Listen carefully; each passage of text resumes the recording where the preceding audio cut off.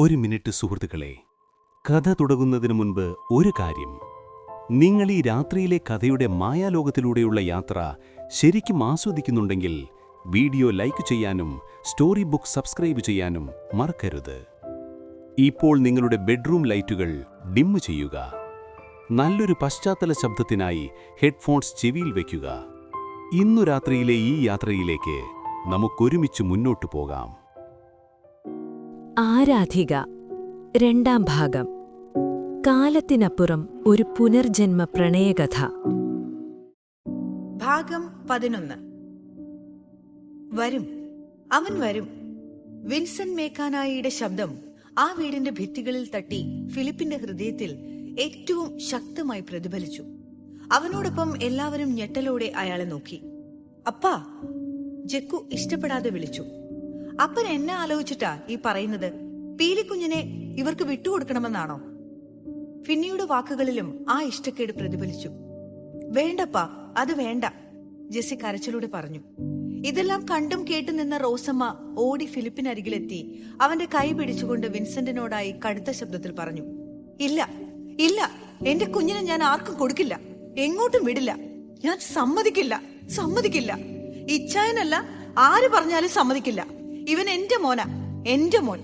എന്റെ നെഞ്ചിലെ പാല് കുടിച്ച ഇവൻ വളർന്നത്. ഞാനാ ഇവനെ പാട്ടുപാടി ഉറക്കിയത്, ഞാനാ വാരിക്കൊടുത്തത്. തരില്ല, ഞാൻ ആർക്കും തരില്ല. ആരും വരണ്ട, ഒരു അവകാശവും പറഞ്ഞ് ആരും വരണ്ട. സങ്കടം വിങ്ങി വാക്കുകൾ ഗദ്ഗതങ്ങളായി റോസമ്മ അവനെ നെഞ്ചോട് ചേർത്ത് ആ കവിളിൽ മുത്തി. ഫിലിപ്പിന്റെ കണ്ണുകളും നിറഞ്ഞു. അവൻ അമ്മച്ചിയെ ചേർത്തു പിടിച്ചു. ദക്ഷയും രവീന്ദ്രനാഥും എന്തു പറയണമെന്നറിയാതെ നിന്നു. മേക്കാനായി വീടിന്റെ സങ്കടം അവരെയും സങ്കടത്തിലാഴ്ത്തി. പക്ഷെ ഭദ്രൻ, അവന്റെ മനസ്സിൽ അമ്മയുടെ മുഖം തെളിഞ്ഞു. ദക്ഷയുടെ നനവാർന്ന നയനങ്ങൾ തെളിഞ്ഞു. അവന്റെ മുഖം കടുത്തു. ആദി! കോലോത്തെ കൊച്ചുതമ്പുരാന്റെ അധികാരമുള്ള ശബ്ദം, ആദിയുടെ ഏട്ടന്റെ ശബ്ദം, ഫിലിപ്പിന് ധിക്കരിക്കാൻ അനുവാദമില്ലാത്ത ശബ്ദം. ഭദ്രന്റെ ശബ്ദത്തിലെ മാറ്റം തിരിച്ചറിഞ്ഞ ആദി അവൻ എന്തെങ്കിലും പറയും മുന്നേ ഭദ്രന്റെ മുന്നിൽ കൈകൂപ്പി. അപേക്ഷയാണ്, എനിക്ക് വയ്യ. എന്റെ അപ്പനെയും അമ്മച്ചയെയും സഹോദരങ്ങളെയും ഈ മേക്കാനായി വീടിനെയും വിട്ട് നിങ്ങൾക്കൊപ്പം വരാൻ നിർബന്ധിക്കരുത്. ദയവായി തിരിച്ചു പോകൂ. എനിക്കിവിടെ ജീവിച്ചാൽ മതി, ഈ വീടിന്റെ മകനായി, പ്ലീസ്. പിന്നെ അവൻ ദക്ഷയ്ക്ക് നേരെ തിരിഞ്ഞു. നീന, അല്ല ദക്ഷ, ഒന്ന് പറഞ്ഞു മനസ്സിലാക്കൂ. തന്റെ വീട്ടുകാരെ ഒന്ന് പറഞ്ഞു മനസ്സിലാക്കൂ. ആദ്യേട്ട, അവൾ നിസ്സഹായതയോടെ വിളിച്ചു. അവൻ തിരിഞ്ഞ് അകത്തേക്ക് കയറിപ്പോയി. ദക്ഷ ഒരു തളർച്ചയോടെ തറയിലേക്കിരുന്നു. അത് കണ്ട ഭദ്രന്റെ നിയന്ത്രണം നഷ്ടപ്പെട്ടു. ആദി! ആ വീട്ടിൽ അന്നോളം ആരുടെയും ശബ്ദം അത്രത്തോളം ഉയർന്നിട്ടില്ല. ആദിയുടെ കാലുകൾ നിശ്ചലമായി. ഭദ്രൻ അവനടുത്തേക്ക് ചെന്നു. നീ വരും, നിന്നെ ഞാൻ കൊണ്ടുപോകും. അതിന് തടസ്സം ഈ മേക്കാനായി വീടാണെങ്കിൽ തുടച്ചു മാറ്റും ഞാനത് ഈ ഭൂമിയിൽ നിന്ന് തന്നെ. ആദി വെട്ടിത്തിരിഞ്ഞു. അതിന് ഈ ഫിലിപ്പ് മരിക്കണം. അതെ, ഫിലിപ്പ് മരിക്കണം. എങ്കിലേ ആദിരുദ്രൻ ജീവിക്കൂ. ഭദ്രൻ അവനെ തന്നെ നിയന്ത്രിക്കാനാവാതെ തന്റെ പാതിയോളം ഉയരമുള്ള ഫ്ലവർ വേസ് എടുത്ത് തറയിലേക്ക് എറിഞ്ഞുടച്ചു. അതിന്റെ കഷ്ണങ്ങൾ ഭദ്രന്റെ ദേഷ്യത്തിന്റെ അടയാളം പോലെ അവിടെയാകെ ചിതറിത്തെറിച്ചു. 2 സ്ഥലങ്ങളിൽ വ്യത്യസ്തരായി ജീവിച്ചവരെങ്കിലും അവരുടെ സിരകളിൽ ഒരു രക്തമായിരുന്നു. ഭദ്രേട്ടാ, ഭദ്ര! ദക്ഷയുടെയും അച്ഛന്റെയും ശബ്ദം അവനെ സുബോധത്തിലേക്ക് കൊണ്ടുവന്നു. ആ നിമിഷം വെട്ടിത്തിരിഞ്ഞ ആദിയെ ഫിന്നി തടഞ്ഞു. മതി, നിർത്ത്! വിൻസെന്റിന്റെ ശബ്ദമുയർന്നു. ഇത് നിങ്ങളുടെ കോവിലകമല്ല, മേക്കാനായി വീടാണ്. അവൻ വരുമെന്ന് പറഞ്ഞത് ഞാനാണെങ്കിൽ അവൻ വന്നിരിക്കും. നീന, ഇവരെയും കൂട്ടി തൽക്കാലം പോകൂ. അപ്പാ, നീ അകത്ത് പോ പീലിക്കുഞ്ഞെ. അവൻ ഒന്ന് മടിച്ചു. പോവാൻ! അയാളുടെ ശബ്ദമുയർന്നപ്പോൾ അവൻ അകത്തേക്ക് പോയി. ഭദ്രൻ വിൻസെന്റിന്റെ അടുത്തേക്ക് ചെന്നു. ക്ഷമിക്കണം, പെട്ടെന്ന് എനിക്ക് നിയന്ത്രിക്കാൻ കഴിഞ്ഞില്ല.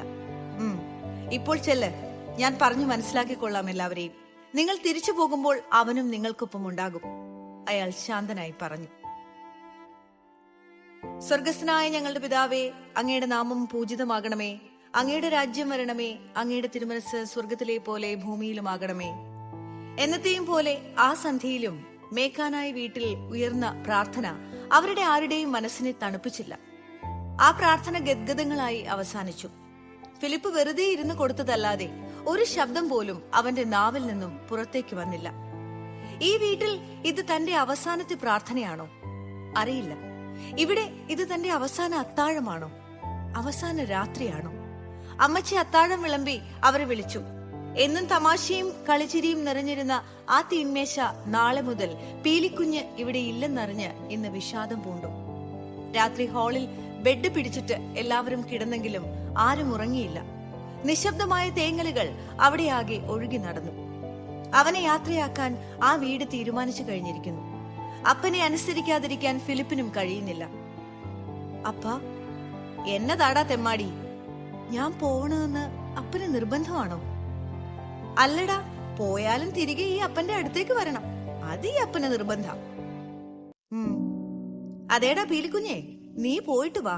അവൻ പറഞ്ഞതുപോലെ അവിടെ നീ ചെയ്തു തീർക്കേണ്ടതെല്ലാം ചെയ്തു തീർത്ത് എല്ലാ കടമകളും നിറവേറ്റി ഒന്നും ബാക്കി വെക്കാതെ ഇനി ഒരിക്കലും ആരും നിന്നെ തിരക്കി വരാതെ പോയിട്ട് വാടാ, ഫിന്നി പറഞ്ഞു. അതെ ഇച്ചായ, ആരും എന്നെ തിരക്കി വരരുത്. ഇച്ചായൻ തിരികെ വരണം, ഞങ്ങളുടെ മാത്രമായി. ജെക്കു പതിവ് പോലെ ഒരു കൈയും കാലും അവന്റെ ദേഹത്തേക്ക് എടുത്തിട്ടു. ഫിന്നി അവനെ കെട്ടിപ്പിടിച്ചു. ജെസ്സി അവന്റെ കൈയുടെ മുകളിലൂടെ അവളുടെ കൈ വെച്ചു. രാത്രി നിശബ്ദമായി തേങ്ങിക്കൊണ്ടിരുന്നു. കനത്ത നിശബ്ദതയിൽ മേക്കാനായി വീടിന്റെ കോളിംഗ് ബെൽ വെള്ളടി പോലെ അവരുടെ കാതുകളിൽ വന്ന് പതിച്ചു. ഒരു ദീർഘനിശ്വാസത്തോടെ ഫിന്നി ചെന്ന് വാതിൽ തുറന്നു. കയറി വരൂ. ഇല്ല, കയറുന്നില്ല, വിളിച്ചാൽ മതി. ഫിന്നി അകത്തേക്ക് പോയി. ഏതാനും നിമിഷങ്ങൾക്കകം ഫിലിപ്പ് അപ്പനും അമ്മച്ചിക്കും സഹോദരങ്ങൾക്കുമൊപ്പം പുറത്തേക്ക് വന്നു. ഇറങ്ങാം ആദ്യേട്ടാ. അവൻ തലകുലുക്കി. ഫിന്നിയോടും ജക്കുവിനോടും ജെസ്സിമോളോടും ആലിംഗനം കൊണ്ട് യാത്ര പറഞ്ഞു. ഫിന്നിയും ജക്കുവും തങ്ങളുടെ കണ്ണുനീർ അടക്കിയെങ്കിലും ജെസ്സിക്ക് അതിന് കഴിഞ്ഞില്ല. അവൾ ഇച്ചായ എന്ന് വിളിച്ച് അവനെ കെട്ടിപ്പിടിച്ചു കരഞ്ഞു. അമ്മച്ചിയെ കെട്ടിപ്പിടിച്ച് കവിളിൽ മുത്തി. അപ്പന്റെ അടുത്തേക്ക് ചെന്നതും അയാൾ അവനെ പൂണ്ടടക്കം കെട്ടിപ്പിടിച്ചു. അവന്റെ കവിളിൽ മുത്തി മറ്റേ കവിളിൽ കടിച്ചു. കണ്ടുനിന്ന ദക്ഷയുടെ കണ്ണുകളും നിറഞ്ഞു. വിൻസെന്റ് ദക്ഷയുടെ അടുത്തേക്ക് വന്ന് അവളുടെ കൈ പിടിച്ചു പറഞ്ഞു, ഞാൻ എന്റെ മോനെ നിന്നെ വിശ്വസിച്ചാണ് പറഞ്ഞയക്കുന്നത്, നോക്കിക്കൊള്ളണേ. ശങ്കരേട്ടൻ തുറന്നു പിടിച്ച ഡോറിലൂടെ ആദ്യ കാറിലേക്ക് കയറി. അയാൾ ഡോർ അടച്ചു. ദക്ഷ വിൻസെന്റിനരികിലേക്ക് ചെന്നു. അയാളുടെ മുഖത്തേക്ക് നോക്കി കൈകൂപ്പി. നന്ദിയുണ്ട്, ഒരുപാട്.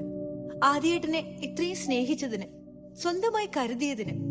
കോലോത്തെ പൂജാമുറിയിലെ ഈശ്വരന്മാർക്കൊപ്പമാണ് അങ്ങയുടെ സ്ഥാനം. എന്നും അത് അങ്ങനെയായിരിക്കും. അവൾ കണ്ണീരോടെ അയാളുടെ കാൽക്കലേക്ക് മുട്ടുകുത്തി ആ പാദങ്ങളിൽ തൊട്ടു. അയാൾ ദക്ഷയെ പിടിച്ചെഴുന്നേൽപ്പിച്ച് അവളുടെ തലയിൽ കൈവച്ച് അനുഗ്രഹം ചൊരിഞ്ഞു. അവൾ എല്ലാവരെയും കൈകൂപ്പി തൊഴുത് കാറിലേക്ക് കയറി. പോവാം? ഡ്രൈവിംഗ് സീറ്റിലിരുന്ന ഭദ്രൻ ചിരിയോട് ചോദിച്ചു. ആദ്യ സമ്മതം പോലെ മൂളി. കാർ കണ്ണിൽ നിന്ന് മറയും വരെയും മേക്കാനായി വീട് അവനെയും നോക്കി നിന്നു. പിന്നെ പതിയെ വരാന്തയിലേക്ക് ഇരുന്നു. അതുവരെ തടഞ്ഞു നിർത്തിയ കണ്ണുനീർ തടസ്സങ്ങളില്ലാതെ പുറത്തേക്ക് ഒഴുകാൻ തുടങ്ങി. ആദ്യ കണ്ണുകൾ അടച്ചു. ഇനി ഒരിക്കൽ കൂടി അവൻ അവിടേക്ക് അവരുടെ മകനായി തിരികെ വരുമോ? വരുമെന്ന് അവർ വിശ്വസിക്കുന്നു. പക്ഷേ മഹാദേവന്റെ യാത്ര അവന്റെ സതിയുടെ അടുത്തേക്കാണെന്ന് അവർ അറിഞ്ഞില്ല. അവനും. അപ്പോൾ അമ്പാട്ട് തറവാട്ടിലെ ആ 2 മുറികളിലെ ജനലുകൾ ഒന്ന് തുറന്നടഞ്ഞത് ആരും അറിഞ്ഞില്ല. കുളത്തിലെ കുഞ്ഞോളങ്ങൾ വീണ്ടും വീണ്ടും പടവുകളെ പുൽകി മഹാദേവനെയും അവന്റെ സതിയെയും കാത്തിരിക്കുന്നതും അവർ അറിഞ്ഞില്ല. ആദി ഓരോന്നാലോചിച്ചിരുന്ന അവൻ പതിയെ കണ്ണുകൾ തുറന്നു. ഒരു 10 മിനിറ്റ് നമ്മൾ കോലോത്തെത്തും. ആദി വെറുതെ ഒന്ന് മൂളി. അവരുടെ കാർ ഭദ്രൻ പറഞ്ഞതുപോലെ തന്നെ 10 മിനിറ്റുകൾക്ക് ശേഷം ഒരു വലിയ ഗേറ്റിന് മുന്നിൽ ചെന്നു നിന്നു. വെൽക്കം ഹോം മാൻ, ഭദ്രൻ പുഞ്ചിരിയോടെ പറഞ്ഞുകൊണ്ട് കാർ അകത്തേക്ക് ഓടിച്ചു കയറ്റി. നീണ്ടുപോകുന്ന മണൽ വിരിച്ച വഴി, ഇരുവശത്തും ചെറിയ മതിൽ കെട്ടി നിറയെ പൂച്ചെടികൾ. ഏകദേശം 1/2 കിലോമീറ്ററോളം മുന്നോട്ടോടി അവരുടെ കാർ ഒരു വലിയ പടിപ്പുര വാതിൽക്കൽ ചെന്നെത്തി. മാമ്പഴശ്ശേരി കോവിലകം എന്ന് എഴുതി ചങ്ങലയിൽ കോർത്തിട്ടിരിക്കുന്ന ബോർഡ് അവൻ കണ്ടു. പടിപ്പുര വാതിക്കൽ ആരൊക്കെയോ കാത്തു നിൽക്കുന്നു. ആരെയും അവന് മനസ്സിലായില്ല. ഭദ്രനും ദക്ഷയും പുറത്തിറങ്ങി മുന്നോട്ട് ചെന്ന് ഒരാളുടെ കാൽക്കൽ തൊട്ട് നമസ്കരിക്കുന്നത് ആദ്യ കാറിലിരുന്ന് കാണുന്നുണ്ടായിരുന്നു. അയാളെ കണ്ടപ്പോൾ അവനൊരു പൂജാരിയെ പോലെ തോന്നി. അയാൾ ദക്ഷയെയും ഭദ്രനെയും നെഞ്ചോട് ചേർക്കുന്നതും അവൻ കണ്ടു. എല്ലാവരുടെയും കണ്ണുകൾ ആകാംക്ഷയോടെ കാറിനുള്ളിലേക്ക് നീളുന്നതും അവൻ കണ്ടു. അവൻ തന്റെ നെഞ്ചോട് ചേർന്ന് കിടക്കുന്ന കൊന്തയിൽ മുറുകെ പിടിച്ചു. അപ്പന്റെ മുഖം അവന്റെ മനസ്സിൽ തെളിഞ്ഞു. അപ്പോഴേക്കും ഭദ്രൻ കാറിനടുത്തേക്ക് വന്നു. ഡോർ തുറന്നു. വാ ആദി. ആദി പതിയെ പുറത്തേക്കിറങ്ങി. ഒരു അന്യതാബോധം അവനെ വന്ന് പൊതിഞ്ഞെങ്കിലും ദക്ഷയുടെ സാമീപ്യം അവന് ആശ്വാസം നൽകി. ഭദ്രൻ ആദിയുടെ കൈ പിടിച്ച് അവനെ കാത്തു നിൽക്കുന്നവരുടെ അടുത്തേക്ക് നടന്നു. ആദിക്ക് എന്താണ് പറയേണ്ടതെന്നോ ചെയ്യേണ്ടതെന്നോ അറിയില്ലായിരുന്നു. പക്ഷെ അവരുടെയെല്ലാം നയനങ്ങളിൽ തന്നോടുള്ള വാത്സല്യവും സ്നേഹവും അവൻ കണ്ടു. ആദി, എന്റെ കുട്ടി, വരൂ. പൂജാരിയെ പോലെ തോന്നിച്ച ആൾ അവൻ അടുത്തേക്ക് വന്ന് അവനെ നെഞ്ചോട് ചേർത്ത് അവന്റെ നെറുകയിൽ മുകർന്നു. അവൻ അയാളെ നോക്കി പുഞ്ചിരിച്ചു. ആദ്യേട്ടന്റെ വല്യച്ഛനാണ്, സത്യനാഥ വർമ്മ. ദക്ഷ പരിചയപ്പെടുത്തി. എവിടെ എന്റെ കുട്ടി, എവിടെ? ഞാനൊന്ന് കണ്ടോട്ടെ. ഒരു തേങ്ങൽ അവൻ കേട്ടു. മുടിയൊക്കെ പഞ്ഞു പോലെ നരച്ച ഒരു സ്ത്രീ അവിടേക്ക് ധൃതിപ്പെട്ടു വന്നു. ദക്ഷ വേഗം ചെന്ന് അവരെ കൈപിടിച്ച് ആദിയുടെ അടുത്തേക്ക് കൊണ്ടുവന്നു. ആ സ്ത്രീ ഒരു കരച്ചിലോടെ അവന്റെ നെഞ്ചിലേക്ക് വീണു. എന്താ അമ്മ ഇത്? ഇവൻ അകത്തേക്കല്ലേ വരുന്നത്? അമ്മ എന്തിനാ വയ്യാണ്ട് പുറത്തേക്ക് വന്നത്? എന്റെ കുട്ടിയെ കാണാൻ എന്റെ കണ്ണ് കഴിച്ചു സത്യ. ആ സ്ത്രീ അവനെ പൊതിഞ്ഞു പിടിച്ചു. എന്റെ കുട്ടി, ഇനി എവിടേക്കും പോരുത് കേട്ടോ. ഈ അച്ഛമ്മയെ വിട്ട് എവിടേക്കും പോരുത് കേട്ടോ. അവൻ അതിന് മറുപടിയൊന്നും പറഞ്ഞില്ലെങ്കിലും അത് തന്റെ അച്ഛന്റെ അമ്മയാണെന്ന് അവന് മനസ്സിലായി.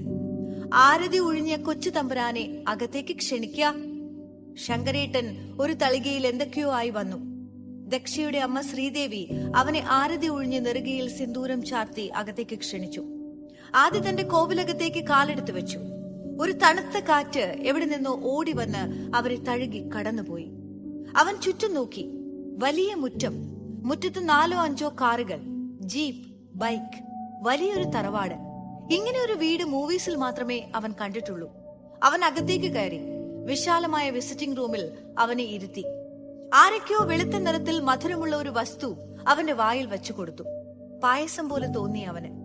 എല്ലാവരുടെയും സ്നേഹപ്രകടനങ്ങളിൽ അവന് വീർപ്പ് മുട്ടുന്നത് പോലെ തോന്നി. അവൻ ദക്ഷയെ നോക്കി. അത് കണ്ട് ഭദ്രൻ പറഞ്ഞു, അവന് യാത്ര ചെയ്ത് ക്ഷീണിച്ചു വന്നതല്ലേ, ഒന്ന് ഫ്രഷ് ആവട്ടെ ദക്ഷ. ആദിക്ക് മുറിയൊക്കെ ഒന്ന് കാണിച്ചു കൊടുക്ക. ആദിക്ക് ആശ്വാസം തോന്നി. അവൻ അവളുടെ പിറകെ ചെന്നു. പഴമയുടെ പ്രൗഢി ഒട്ടും ചോരാത്ത വലിയൊരു മുറിയിൽ അവനെ എത്തിച്ചു അവൾ. ഇതാണ് ആദ്യേട്ടന്റെ മുറി. ഏട്ടന് ആവശ്യമുള്ളത് എല്ലാം ഇവിടെയുണ്ട്. ഇനിയും എന്തേലും ആവശ്യമുണ്ടെങ്കിൽ എന്നെ വിളിച്ചാ മതി. ഫ്രഷ് ആയിക്കോളൂ, ഞാൻ കുറച്ചു കഴിഞ്ഞു വരാം. അവൻ തലയാട്ടി. അവൾ പുറത്തേക്ക് നടന്നു.